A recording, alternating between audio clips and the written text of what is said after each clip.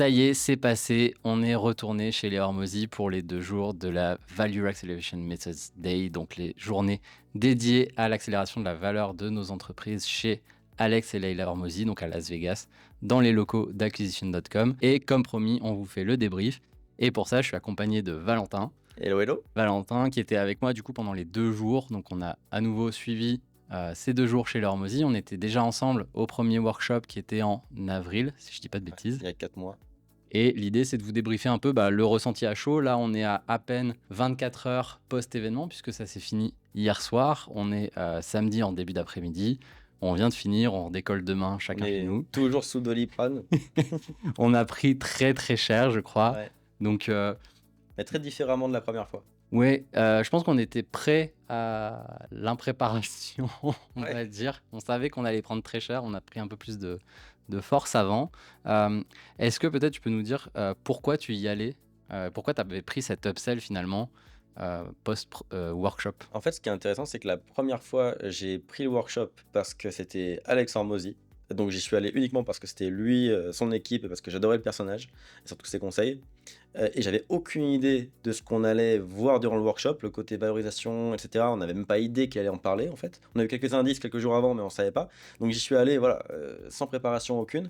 Hem, Cette fois-ci, c'est très différent. J'y suis allé avec donc j'ai pris l'upsell et j'y suis allé avec le but d'apprendre à implémenter la version optimale de toutes les stratégies possibles, notamment dans le cadre du développement d'une agence, parce que c'est mon but aujourd'hui. La première fois, j'y allais de façon générale et j'ai adoré les conseils de façon générale et j'ai pu l'appliquer à mon entreprise principale actuellement qui est Henley Academy, donc une entreprise de coaching pour freelance et propriétaires d'agence dans le domaine du marketing. Donc c'était super intéressant parce que la plupart des conseils s'appliquaient au monde du coaching, tout comme au monde de l'agence, qui sont les deux mondes dans lesquels j'évolue. Et donc, comme je disais, j'ai aussi une activité de service B2B à côté. Et cette fois-ci, c'est pour ça que j'y allais. Non pas pour développer l'entreprise de coaching, mais vraiment pour renforcer mes compétences sur le développement d'une entreprise de service B2B, notamment agence marketing, mais pas seulement. Et avec 2 idées principales en tête, enfin 3 idées principales en tête. La première idée, c'est quelle est la stratégie marketing idéale pour une entreprise de service B2B pour générer des leads. La deuxième, c'est quel est le système de vente, donc prospection, vente, closing idéal pour une entreprise de service B2B et pour une agence. Et le troisième point, c'est comment valoriser à son maximum une entreprise de service B2B pour être revendue plus tard éventuellement. Parce qu'on sait qu'il y a plusieurs coefficients multiplicateurs, on peut faire x2 sur ses profits ou x10. Moi, je voulais comprendre comment est-ce qu'on va chercher les x10. Voilà. Ouais, très clair. Et c'est vrai que en fait, la première fois, je pense qu'on s'est fait un peu matrixer sur le côté fonds d'investissement finalement. On oublie quand on voit Alex et Leila Hormozy sur les réseaux qu'en fait, lui, son but, c'est d'avoir un fonds d'investissement qui tourne. Et donc, tout tourne autour de la valorisation d'une entreprise. Et le premier truc qu'il nous disait, c'était qu'en gros, même si on veut pas vendre, il faut gérer comme si on voulait vendre. Donc déjà là, ça a donné un peu le ton. Et là, étonnamment, ils nous en ont un peu moins parlé. Je fais l'aparté Même là-dessus. pas du tout, presque. Ouais, quasiment pas.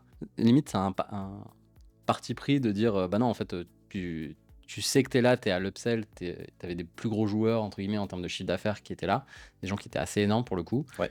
Et il y avait moins de touristes, entre guillemets, que ce qu'il pouvait y avoir avant. Là, il y avait des boîtes qui font des centaines et des centaines de millions d'euros, enfin de dollars de chiffre d'affaires, parce qu'il y avait très peu d'Européens d'ailleurs. Bah, soyons clairs, le workshop à 5000 balles, quand t'es fanboy, tu peux y aller et claquer des 5000 balles. Un upsell à 20 000, et puis enfin 30 000 balles si on prend tous les voyages, tout ça qui vont autour, tu le fais pas simplement pour aller voir Alexandre Maudit, sachant qu'on on les a à peine vus, quoi.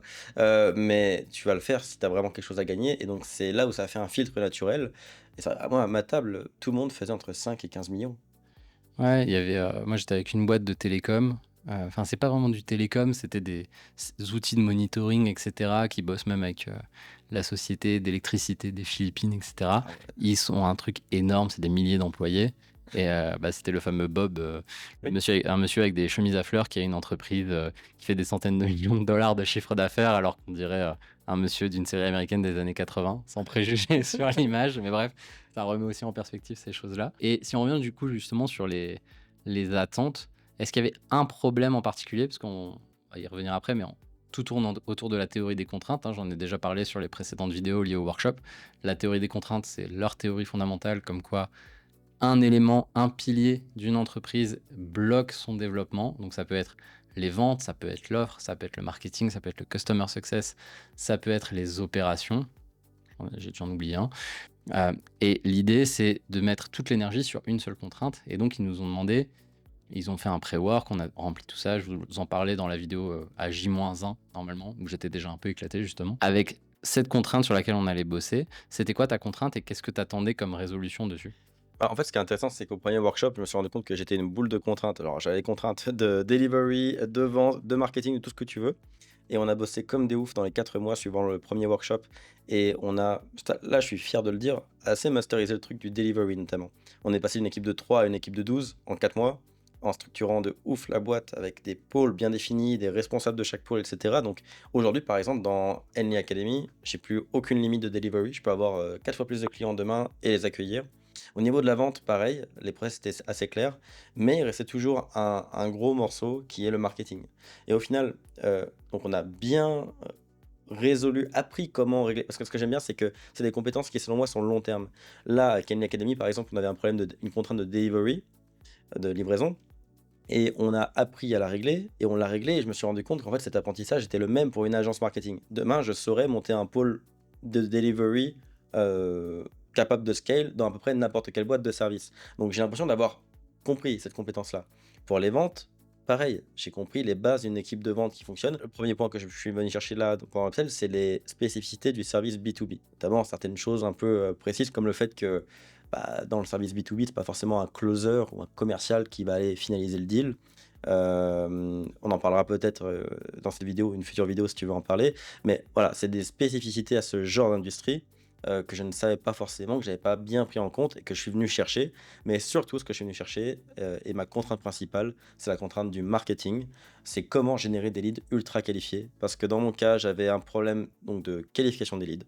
Je sais générer des leads, mais pas suffisamment qualifiés et pas suffisamment engagés. Donc mes structures marketing n'amènent pas le lead assez loin dans le cycle de vente.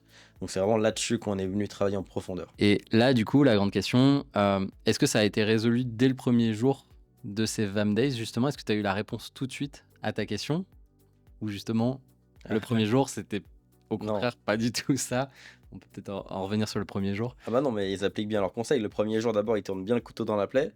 Ils nous font nous projeter à 3 ans, nous font bien comprendre pourquoi aujourd'hui on ne peut pas atteindre l'objectif à 3 ans. Et une fois que la douleur est bien vive, là, on commence à parler solutions. Donc la première journée, c'était très intéressant parce qu'on a pu donc affiner et projeter notre vision à 3 ans, la challenger donc entre nous et auprès des directeurs de l'équipe de Hormozy.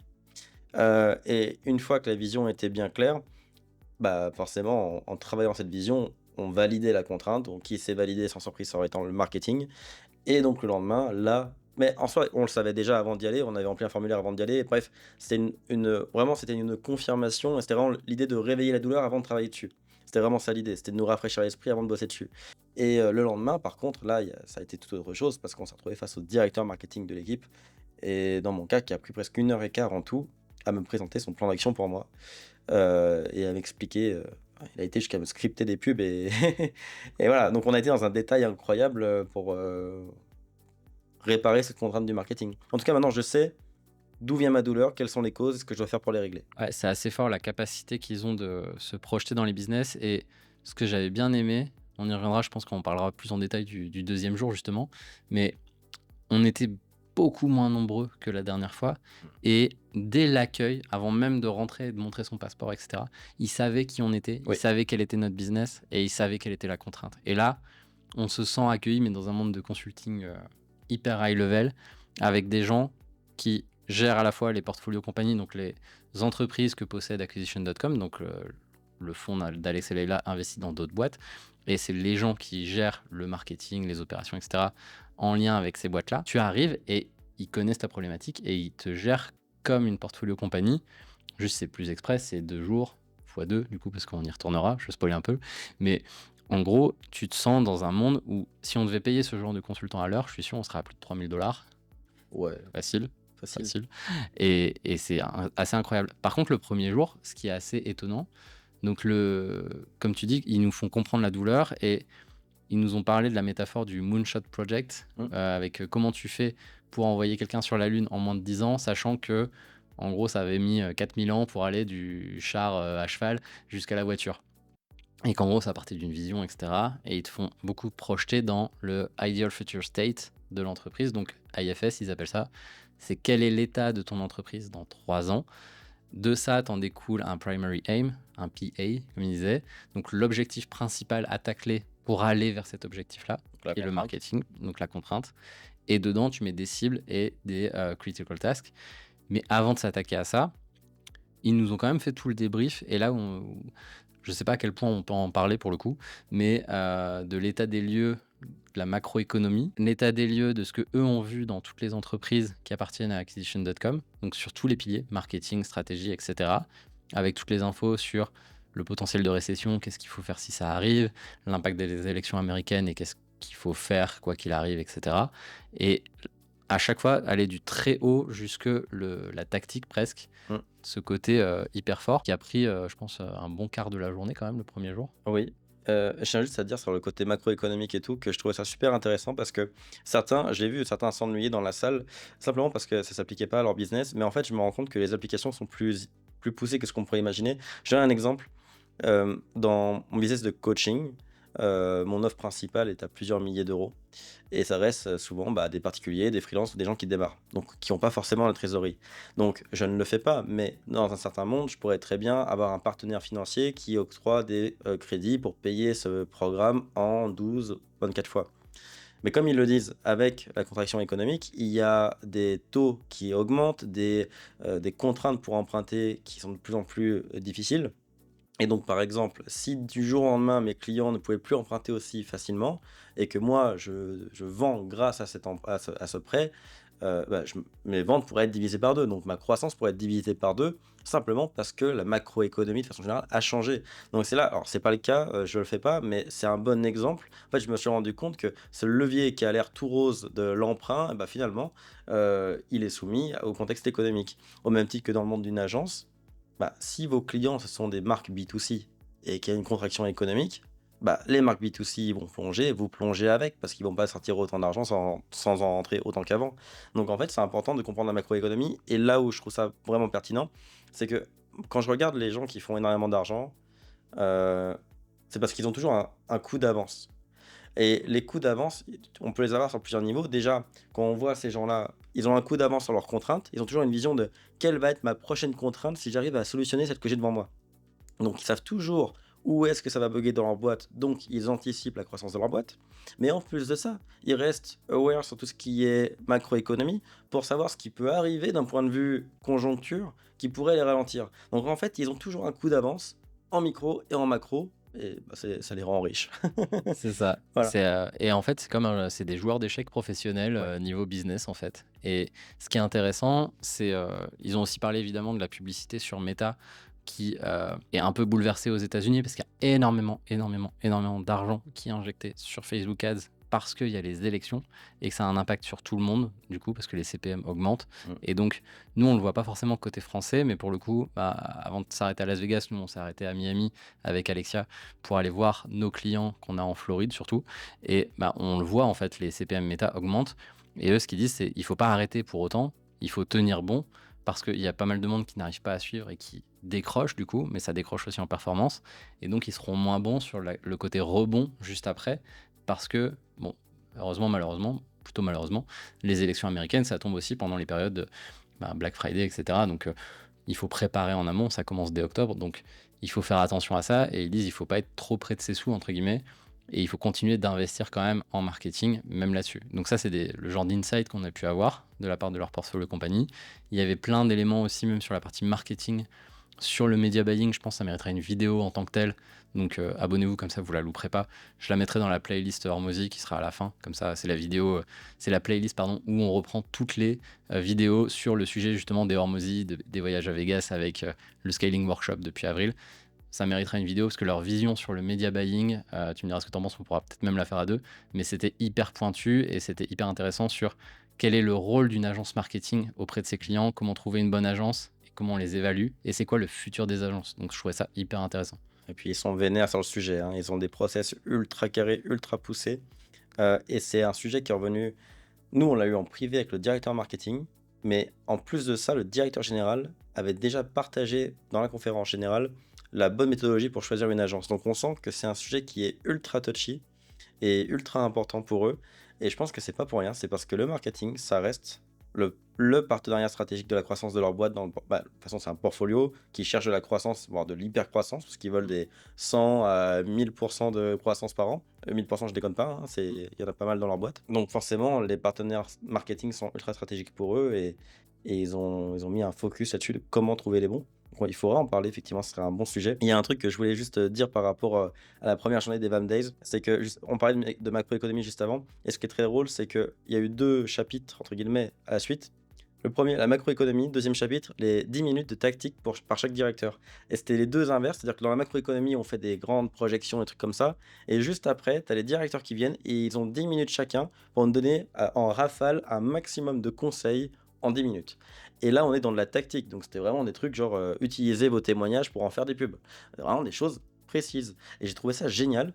Et au final, cette journée qui n'était qu'une demi-journée et qui n'était pas du travail directement sur nos boîtes, bah, intellectuellement, elle a été épuisante. Et j'ai eu l'impression d'apprendre énormément. Là où la deuxième journée a été beaucoup de l'implémentation, beaucoup plus personnalisée, mais beaucoup de l'implémentation. La première journée, ça a été une rafale d'infos qui te tombent dans la tête. Et je trouve, de toute façon, je suis jamais déçu par ce qu'ils font. Pourtant, je suis sceptique.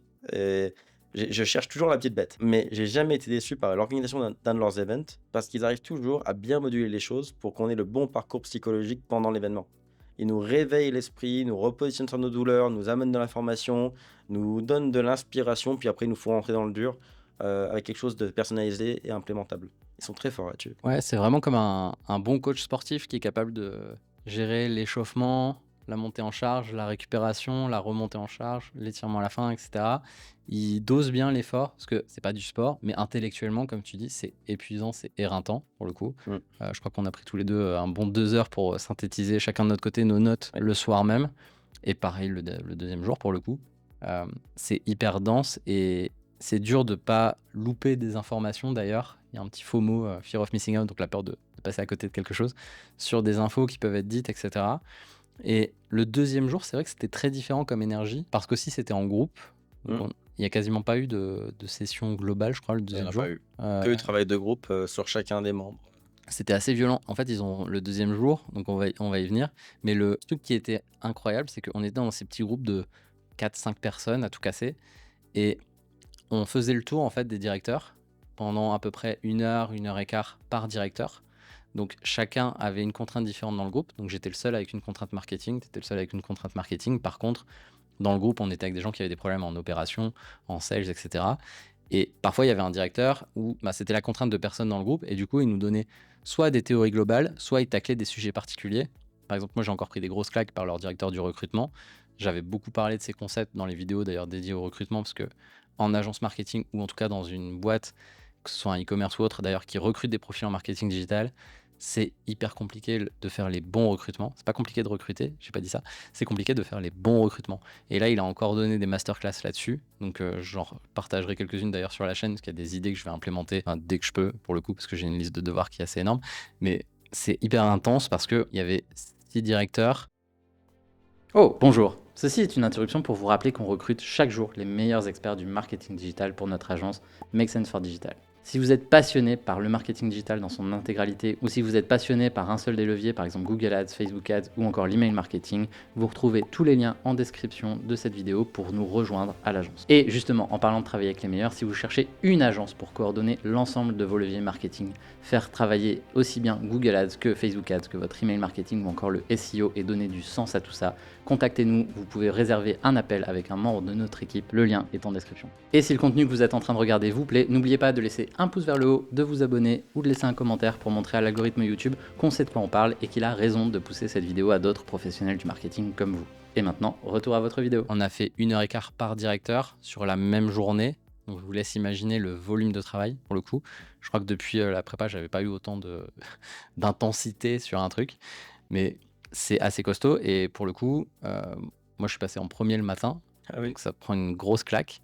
Et justement, le deuxième jour, du coup, sur ce travail que tu as fait avec Tobias, du coup, le directeur marketing de acquisition.com, qu'est-ce que tu en retiens? Est-ce que tu penses que tu es venu suffisamment préparé? Est-ce que ça a été à la hauteur de tes attentes? Comment ça s'est passé? Ça a été plus qu'à la hauteur de mes attentes parce que je m'attendais pas à un tel niveau de personnalisation. En fait, encore une fois, on s'attendait pas à quoi que ce soit parce qu'il nous laisse intégralement, vraiment complètement dans le noir entre chaque événement. Mm.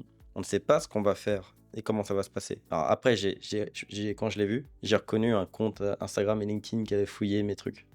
J'ai compris après que c'était lui. Mais bref, quand je suis arrivé, Tobias, le directeur marketing, me connaissait mon business, avait traduit tous mes contenus, etc., pour comprendre ce que je promettais, ce que je vendais, etc.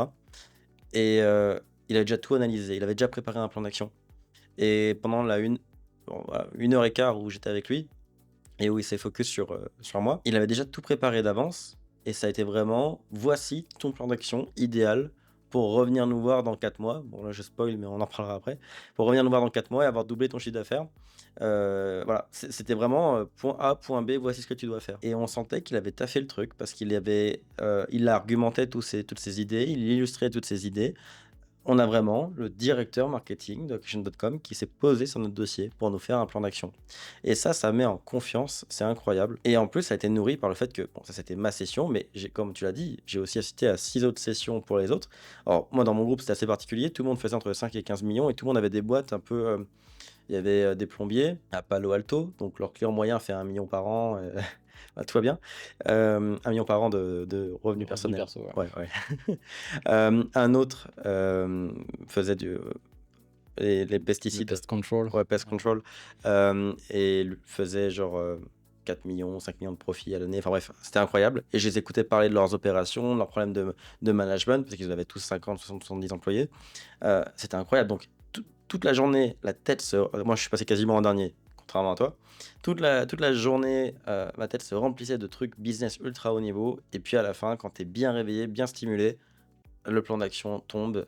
Et là, bah, on sait ce qu'on a à faire pour les 4 prochains mois. J'ai vraiment été surpris par le niveau de personnalisation. Et surtout, il y a une autre personne de l'équipe de direction que je ne connaissais pas qui était venue me voir au préalable, me dire: c'est toi Valentin? Oui, ah, tu vas voir, Tobias t'a préparé un truc de ouf. Un framework qu'il a mis en place pour Alex Hormozy. Il va te mettre en place le même pour ta boîte. Alors, franchement, si c'est du marketing, c'est bien joué parce que c'était 30 minutes avant ma session avec Tobias. Et je peux vous dire qu'après qu'elle m'ait dit ça, j'étais chaud. Mais je pense pas que ce soit du marketing. Je pense vraiment qu'ils sont sincèrement hypés par ce qu'ils mettent en place chez leurs clients. Et ça amène juste une petite remarque. C'est que le workshop, le premier, quand on y est allé, on en est déjà ressorti avec 3 migraines et on trouvait déjà ça incroyable. Et c'est vrai, parce que ça nous a ouvert les yeux sur la valorisation, etc. Mais aujourd'hui, quand je vois les VAM Days, je me rends compte que le workshop, c'est quasiment du mainstream, grand public, un peu le produit d'appel, quoi. Et on se rend compte que, déjà, ils étaient sur un gros niveau de professionnalisme, mais que là, on est allé sur encore un autre degré de professionnalisme et de compétences. Et là, en fait, je me rends compte qu'ils sont capables de tellement plus encore. Et c'est ce qui me rend curieux de ce qu'ils peuvent nous proposer par la suite. Parce qu'au final, même si tout ce qu'ils font, c'est toujours de la qualité, y compris le premier workshop, tu vois qu'ils appuient petit à petit sur la pédale d'accélérateur. Et je suis curieux de voir jusqu'où ils peuvent nous emmener. C'est ça qui est intéressant. Et c'est vrai que quand tu compares le premier workshop, qui était déjà très intéressant, mais peut-être, effectivement, il n'y avait pas de personnalisation en tant que telle, à part quand on arrivait. Bah, déjà, on avait pris l'upsell, donc on avait accès à la soirée VIP. Donc Ouais. on a pu parler au directeur. C'est pour ça qu'on est ressorti aussi avec beaucoup plus d'infos Oui. que certaines personnes. Ceux qui l'ont pas pris, il y avait Ceux qui ne l'ont pas pris, je pense que tu as même moyen d'être déçu, presque. Tu peux, enfin, pas Presque. déçu, parce que ça reste très bon sur le général, mais tu peux ne pas avoir ta feuille de route en tête. Tu repars qu'avec tes propres conclusions de ce que tu as appris. C'est ça. Personne Là, au ne peut te les moins, confirmer. on avait pu aller voir chaque directeur et confronter. C'est ce qui m'avait permis aussi de développer finalement la stratégie édito de la chaîne YouTube. La chaîne YouTube, avant le premier workshop, elle n'existait quasiment pas. Si vous remontez sur l'histo, les vidéos, elles vont pas très très loin dans le passé non plus. Et là, pour le coup, si on compare le deuxième, donc le VAM Day, à ce Scaling Workshop, tu as l'impression, c'est limite de comparer le salon de l'étudiant avec le CES, quoi. C'est incroyable. C'est assez dingue. Et effectivement, comme tu dis, on a même cru qu'il allait y avoir un upsell déjà, alors que, bon, à force, vous l'aurez compris, on y retourne bientôt. C'est dans la même, pas session, mais c'est le même ticket que celui qu'on avait pris au dernier upsell, parce que c'était 2 fois 2 jours, donc on y retourne en février, pour le coup. Mais on a eu l'impression qu'il y avait un upsell qui allait tomber, donc qu'ils allaient encore nous amener au niveau supérieur. Mais c'est juste qu'ils copient toutes les bonnes pratiques, et donc ils copient le format de conclusion qu'on retrouve dans ce genre de conférence, avec un build-up incroyable, etc. Et c'est finalement pas un upsell financier qu'ils nous ont fait, mais c'est un upsell presque intellectuel ou presque de motivation pour nous faire commit, nous engager et pas perdre la motivation d'ici la prochaine fois, en fait. Ouais. Donc c'est assez impressionnant à nouveau ce genre de C'est méthode. incroyable. Je suis aussi motivé à revenir en février que je l'étais de venir là après le workshop d'il y a 4 mois. C'est incroyable. Ça devient nos. En fait, je pense que c'est vraiment au niveau de l'accountability, ça devient vraiment les coachs que j'ai envie d'impressionner tous les 4 mois de par le travail qu'on a pu fournir et ce qu'on a mis en place. Et en plus, là, comme les relations humaines se créent à force de les voir, hein, ils nous voient pendant 2 jours à chaque fois. Bon, on est enfermé dans une salle pendant 2 jours à leur parler. Bah, ils commencent à nous connaître personnellement, à nous reconnaître. Ils se souviennent de qui on est, de ce qu'on fait, etc. Là, d'autant plus qu'ils creusent dans nos business. Donc, on a envie de leur dire, regarde ce que j'ai fait depuis que je suis venu te voir. Bah, ça marche fort. Après, j'enlève rien au workshop dans le sens où il était excellent et j'ai envie d'y retourner au workshop avec mes associés et même mon équipe de façon générale pour qu'ils le vivent. Alors, ça va faire un budget, mais pour qu'ils le vivent et qu'ils soient plongés dans l'énergie. Mais le workshop, on s'en rend compte, c'est surtout un véhicule marketing pour eux. Là où le VAM Days, je pense qu'on est déjà plus dans leur dynamique de portfolio d'investissement. Je pense que le VAM Day, c'est une bonne introduction pour eux et c'est pour ça que ça existe. Il y avait très très peu d'Européens, comme je le disais un peu plus tôt. Mm. Je pense que c'est les boîtes qui sont susceptibles d'être acquises par acquisition.com, qui sont pas encore à un certain niveau de maturité, pas forcément en termes de finances, mais en termes aussi de structuration, qui sont pas encore assez saines, entre guillemets, qui méritent d'être un peu twistées avant que acquisition.com finalement prenne des parts, parce que eux ils prennent que des parts majoritaires pour le coup. Ça a son importance parce que du coup ils veulent vraiment contrôler les boîtes dans lesquelles ils investissent, et donc c'est un peu une porte d'entrée là-dessus. Nous du coup c'est pas forcément l'idée parce que je pense qu'on est blacklisté, parce que toi au Canada je crois que ça passe, ils peuvent investir on va dire. En Europe pour l'instant c'est exclu de leur liste de ce que j'avais vu. Bon, la filiale US on verra, mais elle est un peu trop petite chez moi pour les intéresser je pense pour l'instant. On verra après les résultats de leur accompagnement, mais c'est vraiment le même niveau, en tout cas la même structure d'accompagnement que ce que doivent avoir les portfolios en compagnie, juste un niveau qui est plus restreint, parce que forcément, bah, nous, on repart un peu dans le noir pendant 6 mois, là où une portfolio compagnie, bah, tous les mois, elle a son board, etc. Mais imaginez ce genre de réunion comme on a pu avoir, mais tous les mois, et l'accès en direct avec les ressources, parce que par exemple, leur directeur du recrutement, il recrute aussi pour les portfolios compagnies, le directeur du marketing intervient dans le marketing des compagnies, etc. Si on avait ça en général pour nous, mais alors là, ce serait masterclass sur masterclass. D'ailleurs, je pense que c'est parce qu'on les intéresse pas encore. Ils ont arrêté de nous matrixer avec l'aspect valorisation et ils se sont concentrés sur l'aspect croissance. Parce que moi, clairement, pour une de mes boîtes, il faudrait un pivot dans l'activité pour que ce soit valorisable. Mais on n'en a même pas parlé parce qu'ils m'ont dit de toute façon, commence par croître. Et donc, en fait, là, le focus, c'était vraiment la croissance et pas la valorisation. Et je pense que ça vient de là. Ça vient du fait qu'effectivement, ok, on est rentré dans la matrice de valorisation et maintenant on est juste trop petit pour eux. Maintenant, c'est on taffe la croissance et éventuellement, dans 1 an, 2 ans, dans 3 ans, si on les intéresse, si le business model les intéresse, pourquoi pas. Mais je pense qu'ils analysent je dis pas qu'on les intéresse ou quoi que ce soit, mais je pense que le but derrière tout ça, c'est bien évidemment de créer un vivier de boîtes dans lesquelles ils peuvent investir, ça me semble logique. Et donc, probablement qu'ils analysent notre façon d'implémenter leurs conseils. En tout cas, ils analysent ceux qui les intéressent pour voir comment ils implémentent les conseils, pour voir si ça ferait de bons véhicules d'investissement pour la suite, je pense. Ouais, et puis ça leur fait des bonnes études de cas. Si par exemple demain, parce qu'on connaît pas toutes les portfolios compagnies, hein, ils disclosent pas, ils mettent pas en public toutes les boîtes dans lesquelles ils investissent. Donc par exemple, si acquisition.com possède une agence marketing dans leur portfolio, ce qui est possible, on sait pas, bah, le fait de voir, je dois pas être la seule agence marketing qui passe dans les VAPD, mais peut-être qu'il y a une autre agence qui viendrait d'Espagne, d'Australie, etc. qui vient. Le fait de voir comment on implémente, comme tu disais, et de voir les résultats, de voir comment ça a été mis en place, quelles ont été les difficultés aussi, eux, ça les aide dans l'accompagnement de leur portfolio compagnie en disant, bah tiens, quand tu vas faire ça, pense à tel ou tel problème qui a pu être remonté, et donc en fait ça leur fait une boussole sur le terrain, parce que bah mine de rien on donne nos chiffres, on donne tout, donc eux ça leur donne aussi un aiguillon de dire ah ok, je sais que ça pour une agence de marketing ça marche, il y a déjà eu des cas où ça a marché par exemple, donc ça donne des case studies internes. Ouais, ça en fait une data incroyable quand on y pense.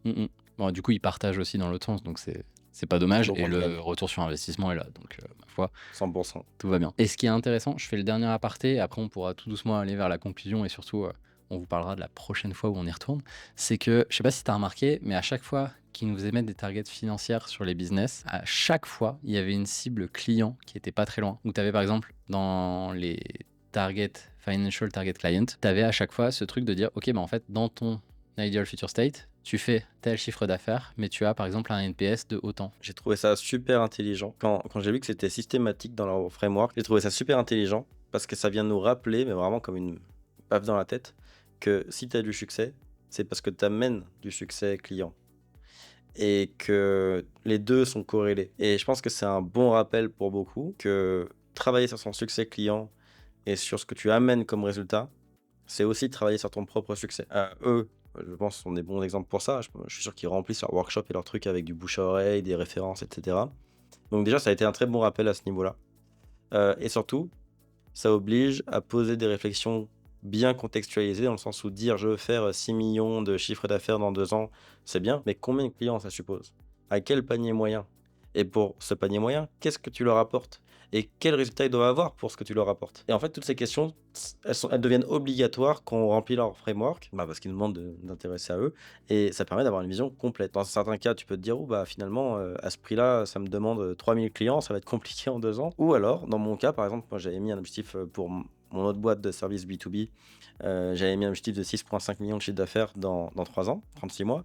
Quand je l'ai découpé, ça représente en fait 100 clients. Par rapport au panier moyen que je veux faire, ça représente 100 clients. Là, d'un coup, je me suis dit, ah bah tiens, finalement, ça va, ça se fait, c'est du récurrent en plus. Quand je regarde le panier moyen de ces 100 clients, je me dis, putain, en plus, ce panier moyen, c'est une aubaine pour eux si je leur apporte le résultat que j'ai prévu leur apporter. Donc, ça m'a conforté avec mon business model. Donc, je trouve ça génial parce que ça rappelle qu'il faut apporter les résultats aux clients, même si je pense qu'on l'a tous en tête, mais surtout, ça permet aussi de valider le business model. Ouais, c'est ça qui est intéressant. Et on en revient quand même à la philosophie. Ils sont très américains, donc forcément, c'est la croissance, l'hyper-croissance, même comme tu disais, mais jamais au détriment du client. Au contraire, en surdélivrant le client pour avoir toujours plus de clients, amener toujours plus de résultats et d'utiliser le client vraiment comme un vecteur de valeur finalement. Et c'est toujours, toujours adossé au côté financier. C'est jamais le côté financier tout seul avec on va faire X chiffre d'affaires, on va faire X panier moyen, etc. C'est avec tel LTV pour le client, tel taux de satisfaction, tel taux de référol, etc. etc. Ça, c'est hyper orienté client. Je sais pas si c'est américain ou si c'est Hormozy, parce que les Américains, souvent, je les voyais comme faire des grandes promesses et pas toujours livrer. En tout cas, Hormozy, il le prouve. Il conseille au quotidien de surdélivrer et il le fait avec nous aussi, je trouve. Ouais, c'est assez costaud. Et justement, en parlant de livraison et de la suite, parce qu'on y retourne du coup début février, comme on disait, ça va aller assez vite. En même temps, c'est dans longtemps, mais ça va aller assez Dans vite. 4 mois, tout pile, en fait. C'est à peu près ça, ouais. Donc, Parce que c'était le 5 et 6. Oh, alors, je suis très nul en maths, mais le 5 et 6 septembre. Et puis, on est retourne le 5 et 6 février. donc est-ce que tu es au clair, avant qu'on y retourne, du coup, sur tous les devoirs que tu as à faire? Alors, je suis parfaitement au clair sur ce qui est à faire. C'est-à-dire que là, pour le coup, c'est pas le workshop m'avait déjà donné un beau plan d'action parce qu'on a fait beaucoup de choses dans la boîte. Mais c'est un plan d'action qui était venu en partie de l'équipe parce qu'on l'avait pu avec l'Upsell le valider, mais qui venait beaucoup de mes conclusions. Là, pour le coup, c'est un plan d'action qui m'a été livré clé en main sur un plateau par le directeur marketing. Donc, j'ai prévu le prendre comme tel, y aller à l'américaine, parce que bien sûr, ils m'ont donné des objectifs et des chiffres qui sont un peu américains. Donc, c'est-à-dire avec une attente supérieure à ce qu'on pourrait attendre du marché français. Mais j'ai décidé de le faire quand même tel quel. Vaut mieux être trop ambitieux, c'est toujours ça peut pas être mauvais. Donc oui, je suis parfaitement clair sur les opérations parce que je vais simplement appliquer les conseils que j'ai reçus et j'ai hâte de voir ce que ça va donner en termes de résultats. Maintenant, bon, on a vu il y a 4-5 mois avant le prochain, en fait, je crois que c'est techniquement 5 mois, mais on enlève tout ce qui est Noël, tout ça. Bon, on va dire 4 mois vraiment de travail effectif. Je vais essayer de mettre en place tout ce qui m'a été conseillé en 2 mois et d'avoir au moins 1 à 2 mois de feedback. Donc, c'est-à-dire de retomber suite à tout ça pour y aller avec un maximum de retours. Et j'imagine qu'on aura encore d'autres formulaires, d'autres exercices avant d'y retourner pour que eux puissent prendre leur feedback avant de nous recevoir. Mais j'ai envie d'avoir de la matière à leur apporter en termes de feedback. Donc, ouais, je suis confiant, j'ai le plan d'action. Maintenant, ce qu'il faut, c'est juste l'énergie, parce que le temps, il faut le trouver de toute façon. Non, il faut trouver juste l'énergie, la discipline de tout mettre en place le plus rapidement possible. Et je pense que c'est ça le plus dur. Et pareil, je ferai une vidéo sur le sujet, sur la vision tunnel, qui est très paradoxale. Si ça vous parle pas encore, c'est pas grave, comme j'y viendrai. C'est un point où on nous a appris des trucs très très faux en entrepreneuriat, je trouve, sur cet effet tunnel, où on nous dit qu'il faut éviter de l'avoir, etc. Et en fait, parfois, il faut. Mais pareil, j'y reviendrai, c'est plus sur la stratégie globale et c'est applicable à tous les business pour le coup. Et sur les devoirs, pour le coup, moi là où c'était assez intéressant, c'est que la partie, on va dire, un peu attrayante pour attirer des leads dans mon agence, maintenant, c'est principalement la checklist e-commerce, donc qui permet d'auditer de A à Z son site e-commerce. C'est un truc, tu vas avoir un cabinet de conseil, ça te coûte entre 10 et 50K. Nous, on a créé le template qui vient justement des 15 ans d'expérience que j'avais. c'est en description dans la vidéo si vous avez un business en ligne d'ailleurs, comme ça vous pouvez aller voir, c'est gratuit. Bah, il va être encore musclé. Là, on est déjà à la V3, on va l'améliorer encore. L'idée, on reste sur les propos hormosis, donc c'est là où on est très hormosifié dans le texte quand même, parce que pour lui, on donne toute la valeur et il faut la muscler. Et là, ils étaient déjà étonnés par ce que j'avais fait, genre le côté à mettre suffisamment son ego de côté pour donner un truc que tu pourrais facturer très cher et le donner gratos. Et en gros, l'objectif des 6 mois, ça va être de capitaliser à fond là-dessus. Donc, vous pouvez prendre la V3 à l'heure actuelle, ce sera peut-être la V6 déjà quand vous téléchargez. Mais bref, ce sera mis à jour sur le même lien, donc profitez-en si vous avez un business en ligne, comme je disais. Et bah, ça va être amélioré au fil du temps. Et ce qui est intéressant, c'est qu'ils ne nous font pas choisir nos clients, c'est plutôt les clients qui vont nous choisir. Donc là-dessus, ça va donner aussi des axes de travail assez intéressants en termes de marketing, de part et d'autre. Donc je pense qu'on aura l'occasion d'en reparler. On fera peut-être un bilan à 2 mois, peut-être chez toi. On mettra ta chaîne dans la description aussi. Mais si ça vous intéresse, on en reparle avec grand plaisir. Avec plaisir. J'ai hâte de voir le niveau de difficulté de l'implémentation. Parce que là, le plan d'action est clair, mais il y a énormément de travail. Beaucoup de partenaires stratégiques à trouver. Ce qui est en fait le plus long. Hein. Ça va pas être tellement la faisabilité en elle-même. Ça va être de trouver les bonnes personnes pour le mettre en place. Ce qui est quand même un beau défi parce qu'on rentre dans des sujets de niche et avec un seuil de tolérance à l'erreur qui est à 0. Donc ça va être quelque chose. Mais ouais, avec plaisir pour faire un point en 2 mois. Normalement, dans 2 mois, tout est censé être fait. En tout cas, pour fin 2024, j'aimerais que ça soit fait pour avoir que du feedback début 2025. C'est ambitieux, mais c'est réaliste, je pense. Ça se fait. Le tout, c'est de travailler. Donc, rendez-vous est pris dans 2 mois. On prend l'engagement juste ici. Si vous avez des questions, je sais que vous en avez toujours sur les sujets liés à Alex Hormozy pour le coup, parce que c'est vrai qu'on ne doit pas être beaucoup de Français à venir, pas encore. Même si on vous invite à y aller si vous pouvez, mais c'est vrai que ça reste un budget quand même. C'est un vrai budget. Donc, on essaye de partager le maximum. T'en parles beaucoup sur ta chaîne aussi. Comme je disais, on met le lien en description, tu commenteras sûrement, etc. Mais on essaye de partager le maximum parce qu'on sait que c'est un budget, on sait que c'est du temps, c'est de l'énergie. Le moins 9 heures pour moi, il pique. Moins 3 pour toi, je crois. J'ai la chance de venir de Montréal, donc c'est un peu plus facile pour moi. Mais en tout cas, on partage un maximum, mais vous avez toujours beaucoup de questions, donc n'hésitez pas, pour le coup, ça fait toujours plaisir d'y répondre. On a quand même une mini-ligne avec les équipes, là ils ont encore envoyé un mail ce matin avec plein de templates sur du customer success, etc. Donc on a encore beaucoup de boulot là-dessus. Mais tout ce qu'on a le droit de vous partager, on vous le partage, on répond à vos questions. Donc si ça vous intéresse, abonnez-vous encore une fois et je vous mettrai à l'écran de fin la playlist comme je le disais. En tout cas, merci beaucoup Valentin, merci de ton Merci à partage toi. et de la transparence, c'est très cool. On te retrouve sur ta chaîne, de toute façon, c'est le meilleur endroit pour te retrouver si je dis pas de bêtises. Oui, sur la chaîne YouTube, et puis dans 2 mois pour le bilan. Nickel. Eh bien, merci à vous. Si vous avez apprécié cette vidéo, n'oubliez pas de vous abonner évidemment. Je vous laisse tout de suite avec l'écran de fin et la playlist avec toutes les vidéos liées au workshop de Hormozy, toute cette aventure qui dure déjà depuis 4 mois et Dieu sait le chemin qui a été parcouru jusque-là et c'est pas fini comme dit la pub. Donc je vous laisse tout de suite avec la vidéo suivante. À très vite sur la chaîne Make Sense. À bientôt.